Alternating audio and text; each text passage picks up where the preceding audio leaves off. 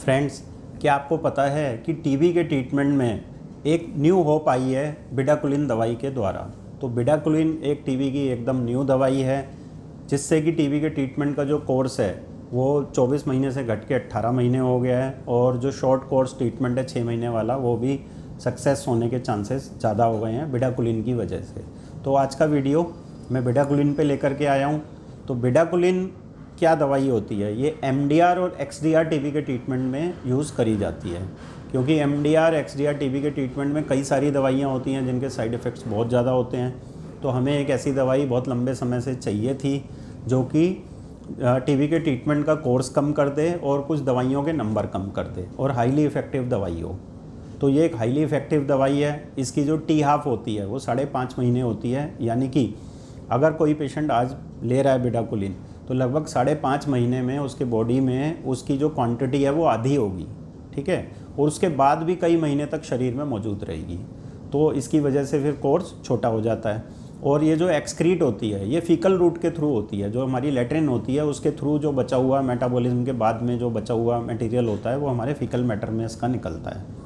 और WHO ने और CDC ने इसको अप्रूव किया था 2013 में एमडीआर और एक्सडीआर टीबी के ट्रीटमेंट के लिए। तो ये क्या दवाई होती है? ये होती है डाईराइलक्विनोलिन, ठीक है, डाईराइलक्विनोलिन डेरिवेटिव होती है। और ये क्या करती है? जो बैक्टीरिया का एंजाइम होता है एटीपी सिंथेटेस उसको इनहिबिट कर देती है। उसको इनहिबिट करने की वजह से, इनहिबिट का मतलब है उसको सप्रेस कर देती है उस एंजाइम को। तो वो एंजाइम क्या करता है? बैक्टीरिया का, जो टीबी का बैक्टीरिया होता है उसका एटीपी सिंथेसिस का काम करता है उसके अंदर, बैक्टीरिया के अंदर, यानी कि खाना एक तरीके से फूड होता है एटीपी, जिससे एनर्जी मिलती है। तो ये बैक्टीरिया का जो एनर्जी होता है एटीपी, वो बैक्टीरिया सिंथेसिस नहीं कर पाता। यानी कि किसी इंसान को आपने उसका खाना बनाने से रोक दिया, ठीक है, और उसको एक कमरे में बंद कर दिया, तो पेशेंट खाना ही नहीं खाएगा, खाना ही नहीं खाएगा, खाना ही नहीं खाएगा, तो फाइनली डाई।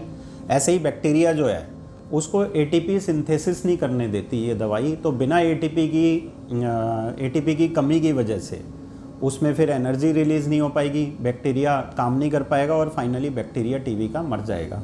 तो ये इसका मैकेनिज्म ऑफ एक्शन होता है। ये खाली मुंह से दी जाती है, ये ओरली दी जाती है और must be taken in combination with other drugs TB की। तो ये बिडाकुलिन नाम की जो दवाई होती है अकेले नहीं दी जाती, हमेशा टीबी की जो दूसरी दवाइयाँ हैं जैसे कि मॉक्सीफ्लोक्सासिन है, लिनिजोलिड है, ठीक है, प्रोटीनियोनिमिड है, ठीक है, साइक्लोसेरिन है, पास है, हाइड्रोजाइनेच है, इनके साथ कॉम्बिनेशन में दी जाती है, अकेले नहीं दी जाती है। और एमडीआर और एक्सडीआर टीबी के ट्रीटमेंट में ये अप्रूव्ड है। इसकी डोज जो होती है वो होती है 400 मिलीग्राम की एक गोली आती है, जो डेली एक बार दिन में लेनी होती है 2 हफ्ते तक, 14 दिन तक एक गोली रोज़ लेनी है। उसके बाद 200 मिलीग्राम की गोली हफ्ते में 3 दिन लेनी है, जैसे कि आपने ले ली मंडे, वेडनेसडे, फ्राइडे। पहले तो 200 मिलीग्राम की गोली रोज़ लेनी है 14 दिन तक, 2 हफ्ते तक। उसके बाद 200 मिलीग्राम की एक गोली आपने हफ्ते में 3 दिन लेनी है बस, जैसे मंडे, वेडनेसडे, फ्राइडे ले ली। और ये प्रक्रिया चलती है 24 हफ्ते तक। तो 2 हफ्ते आपने रोज़ लेनी है गोली, और अगले 24 हफ्ते 24 वीक्स आपने हफ्ते में 3 दिन लेनी है। तो टोटल इसका ड्यूरेशन हो जाता है 26 वीक्स का, ठीक है। और ये ओरली मुंह से ली जाती है और ये इंजेक्शन फॉर्म में अवेलेबल नहीं है। तो फ्रेंड्स, आज मैंने आपको बिडाकुलिन दवाई के बारे में बताया है, जो कि एक टीबी के ट्रीटमेंट में, एमडीआर टीबी के ट्रीटमेंट में न्यू होप है, ठीक है। तो अगर आपके पास भी कोई घर में, या आप टीबी की, एमडीआर टीबी की दवाई ले रहे हैं, तो आपको पता होगा कि ये डॉट सेंटर पे मौजूद है। गवर्नमेंट अपनी तरफ से दवाई देती है फ्री ऑफ कॉस्ट, और इसके साइड इफ़ेक्ट्स वगैरह वो सब मैं आगे के वीडियो में डिस्कस करूँगा। मैं आशा करता हूँ ये वीडियो बिडाकुलिन पे आपको पसंद आया होगा। आप इस वीडियो को लाइक कीजिए, शेयर कीजिए और चैनल को सब्सक्राइब करके बेल आइकन प्रेस कीजिए।